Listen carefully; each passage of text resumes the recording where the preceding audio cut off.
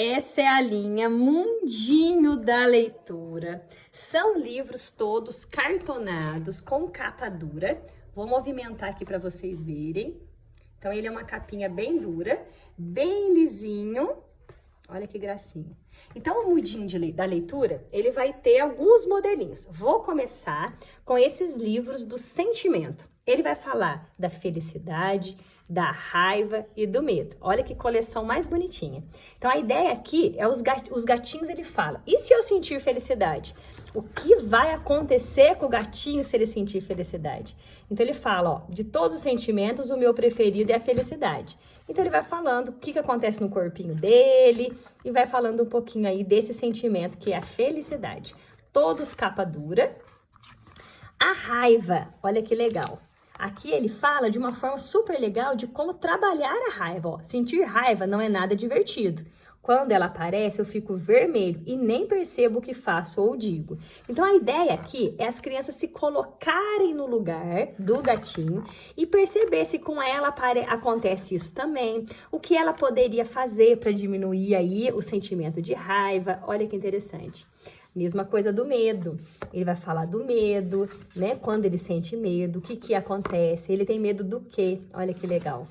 E aí a ideia é as crianças se colocarem no lugar do gatinho, né? Para quando sentir medo, saber o que poder fazer. Então, essa é a coleção Se Eu Sentir Medo. Vamos ter também esses 3 modelinhos do Mundinho da Leitura. Palavras. Elas são página com palavras, para estimular aí com a criança a palavrinha, os desenhos, então dá para criança de várias idades. Os pais podem também estimular a contação de história a partir dessas páginas. Animais da Fazenda, nesse caso aqui, já são historinhas mesmo. Então veja, ó, a vaca é curiosa e tem excelente memória e é bem inteligente. Fazer novos amigos a deixa super contente.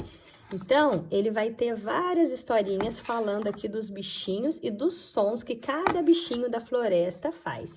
Animais da Selva, muito parecido, só que com tema dos animais da selva. Também já é um livro de histórias, com textos. Os pais podem contar para as crianças menores e crianças maiores, elas já podem fazer suas primeiras leiturinhas.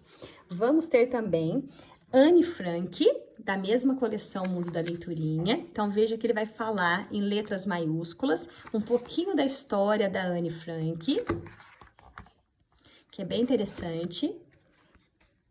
E também da Frida. Ele vai contar um pouquinho da história da Frida. É um resumo do resumo mesmo.